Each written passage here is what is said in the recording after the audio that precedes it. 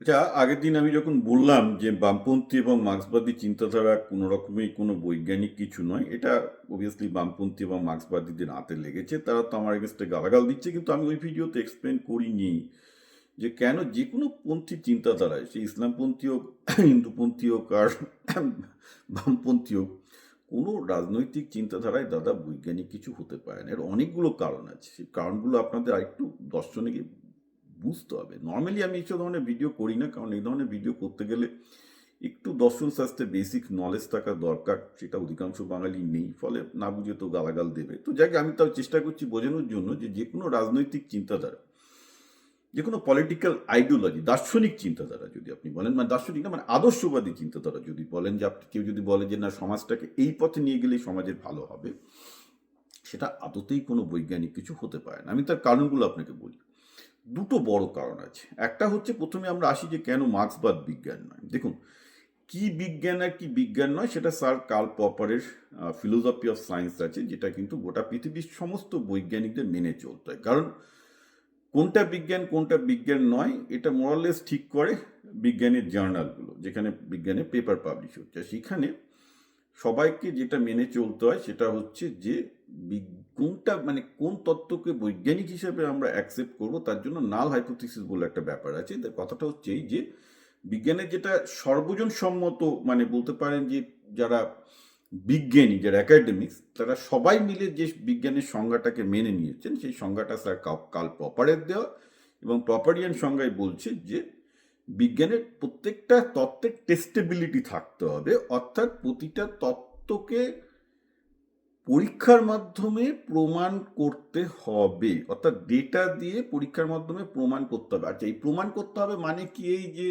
প্রমাণ করতে হবে যে এটা 100% ট্রু না, এখানে একটা গন্ডগোল আছে। সেটা হচ্ছে এই যে যে এখানে নাল হাইপোথিসিসের ব্যাপারটা আসবে, আমি ব্যাপারটা বুঝিয়ে বলি। বলতে হবে যে না, আপনাকে দেখাতে হবে যে প্রতিটা তত্ত্বের মধ্যে একটা ভুল আছে, এবং আপনি যে পরীক্ষা করেছেন তার থেকে বোঝা যায় যে ভুল, আপনার যে বৈজ্ঞানিক তত্ত্ব তাতে যে ভুলের পরিমাণ, সেই ভুলের পরিমাণটা আন্ডার কন্ট্রোল আছে, যেটাকে আমরা অনেক সময় এরর হাইপোথিসিস বলি। যে কখনো আমরা বলি যে 1% এররের মধ্যে আছে, 5% এররের মধ্যে আছে। অর্থাৎ যে কোনো বৈজ্ঞানিক তত্ত্বকে, কোনো তত্ত্বকে বৈজ্ঞানিক ধরতে গেলে তার প্রথম অ্যাজাম্পশনই হচ্ছে যে আমাকে এটাকে টেস্ট করে, অর্থাৎ পরীক্ষাগারে প্রমাণিত করে করতে হবে, তার মধ্যে ভুল থাকতে হবে, এবং ভুলের যে পার্সেন্টেজ, সেটাকে আপনি যে কন্ট্রোল করেছেন তার প্রমাণ থাকতে হবে। তো একটা খুব সিম্পল ব্যাপার, ধরুন মার্ক্স বলছেন যে ভবিষ্যতে মানে ক্যাপিটালিজম থেকে সোশ্যালিজম, সোশ্যালিজম থেকে কমিউনিজম আসবে।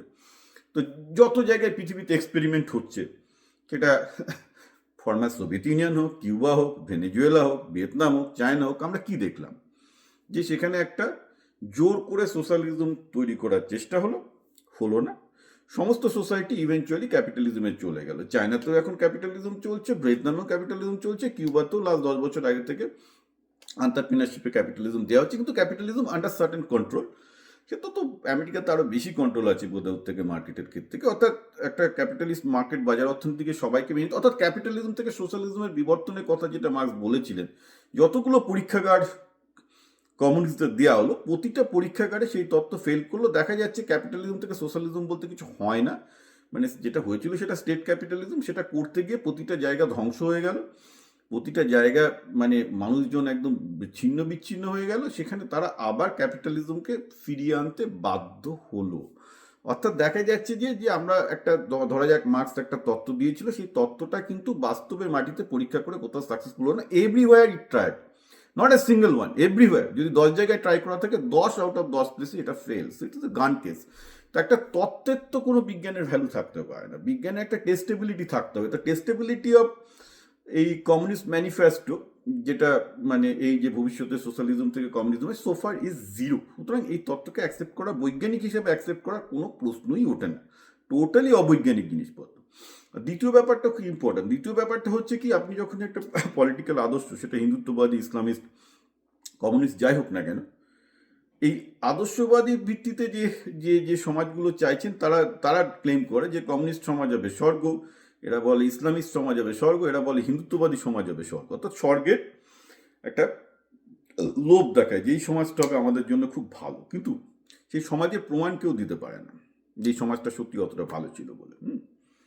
কারণ সমস্যাটা কি হচ্ছে, যে এটাকে আমরা হিস্টোরিসিজম বলি, যে এখন যা আছে তার থেকে ভবিষ্যতে যেটা হবে, এটাকে একটা ফিলোসফিক্যাল টার্ম আছে, এটাকে বলি হিস্টোরিসিজম। এবং হিস্টোরিসিজমের মানে হচ্ছে যে বেসিক্যালি আপনি এখনো পর্যন্ত যা দেখে এসছেন তার ভিত্তিতে আপনি বলছেন যে আপনি এইভাবে চললে আপনার ভবিষ্যতে আগামীতে সুদিন আসবে। সেই জায়গাটা দরকার নিয়ে আমি বলছি না, কিন্তু সমস্যা হচ্ছে এই এখনো পর্যন্ত আমাদের প্রযুক্তির গতি এত এখন দ্রুত হয়ে গেছে, চারিদিকে আপনি দেখতে পাচ্ছেন যে আপনার হাতে স্মার্টফোন, হোয়াটসঅ্যাপ ইত্যাদি আসার ফলে টেকনোলজি, চাকরির ডিমান্ড এত দ্রুত বদলে যাচ্ছে, তাতে পৃথিবী কোন দিকে যাবে, ইনফ্যাক্ট 20 বছর তো দূরের কথা, আজ থেকে 2 বছর বাদে পৃথিবী কিরম হবে কেউ বলতে পারছে না। ধরুন আমি আজ থেকে 10 বছর, আজ থেকে 20 বছর আগে, তখন আমাদের ওই পলিটিক্স ইন ওয়েস্ট বেঙ্গল বলে অর্কুটে একটা গ্রুপ ছিল, সেখানে আমি কিন্তু লিখেছিলাম, কারণ আমি তো সায়েন্টিফিক ভিত্তিতে পৃথিবীটাকে দেখি, আমি তখন বামপন্থীদের লিখলাম, দেখো ভাই এই স্মার্টফোন তখন এসছে, এবং দেখো এই স্মার্টফোনের জন্য কিন্তু পৃথিবী বদলে যাবে। কারণ এই স্মার্টফোন আসাতে কী হবে, ভারতীয়দের হাতে 4-5 হাজার টাকায় একটা সময় কম্পিউটিং ডিভাইস চলে আসবে, এবং তার ফলে কিন্তু এখানে ই কমার্স থেকে শুরু করে, হোয়াটসঅ্যাপ থেকে শুরু করে, তখন হোয়াটসঅ্যাপ আসেনি, ই কমার্স ওইভাবে আসেনি, আমরা যে এটা পুরো ভারতকে হিলিয়ে দেবে, ভারতের যেভাবে লোকে থাকে তার সব কিছু চেঞ্জ হয়ে। তখন বামপন্থীরা বলে এটার দাম এখন 1 লাখ টাকা, এবং এখন 1 লাখ টাকা পরে কিন্তু এটা 5 হাজার টাকায় পাওয়া যাবে। তখন কি হবে, তখন তো সবাই স্মার্টফোন ইউজ করবে, এবং স্মার্টফোন ইউজ করার ফলে সবার হাতে সব তথ্য চলে আসবে, এবং ভুল তথ্য দিয়ে লোককে অন্যদিকে পলিটিক্যাল বায়াস করা হবে, ঠিক আছে।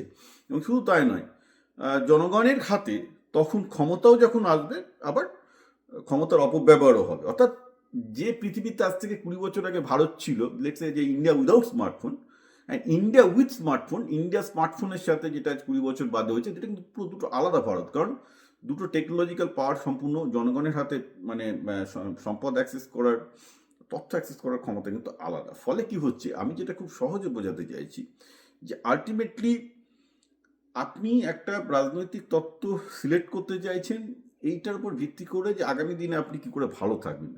সমস্যাটা এখানেই সবার ক্ষেত্রে, যে আগামী দিন কি হতে চলেছে এই প্রযুক্তির জন্য সেটা কারুর কাছেই ক্লিয়ার না। যারা প্রযুক্তিবিদ, এআই, আমি কারুর কাছে ক্লিয়ার না। আমার কাছে কেন ক্লিয়ার না, কারণ আমি জানি যে কি ভয়ঙ্কর জিনিস হতে চলেছে, কত কিছু ওলটপালট হয়ে যাবে, সেটা আমি নিজের চোখে দেখতে পাচ্ছি, কিন্তু আমি স্টিল বলছি যে এটা অনেক কিছু হতে পারে, এবং কি হতে পারে সেটা সত্যি আমি বলতে পারছি না। কিন্তু দেখুন, বামপন্থী, ইসলামিস্টপন্থী, হিন্দুত্ববাদীরা কিন্তু সলিড, তারা বলছে তারা জানে ভবিষ্যতে পৃথিবী কি হতে চলেছে, কি কি কি কি কি করলে ভালো হবে।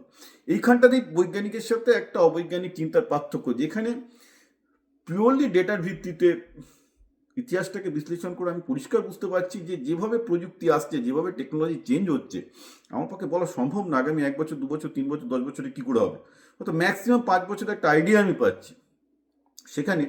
এবং যারা আমাদের মতো সৎ লোক, বিজ্ঞানে বিশ্বাস করে, প্রযুক্তিতে বিশ্বাস করে, তারা সেটাই দেখছে। কিন্তু বামপন্থী, ইসলামিস্ট, হিন্দুত্ববাদীদের মনে কিন্তু একটা চিন্তা চলে এসছে যে না, তারা সব বোঝে, তারা তাদের সত্যি সব কিছু বোঝে যায়, যেটা পুরোপুরি গার্বেজ। এটা আপনিও জানেন, আমিও জানি। তো প্রশ্ন হচ্ছে, আমাকে গালাগাল দিয়ে পৃথিবী চেঞ্জ হবে না, কিন্তু এইটা আমি বলতে চাই যে যারা এই ধরনের একটা ফিক্সড আইডিওলজিতে বিশ্বাস করে, যে তারা জানে যে কি করলে ভবিষ্যতে ভালো হবে, এবং তারা কারেন্ট প্রযুক্তি, তাদের ডেভেলপমেন্ট এবং কিভাবে পরিবর্তনশীল, অর্থাৎ পরিবর্তনশীল পৃথিবীটাকে অস্বীকার করে চলেছে।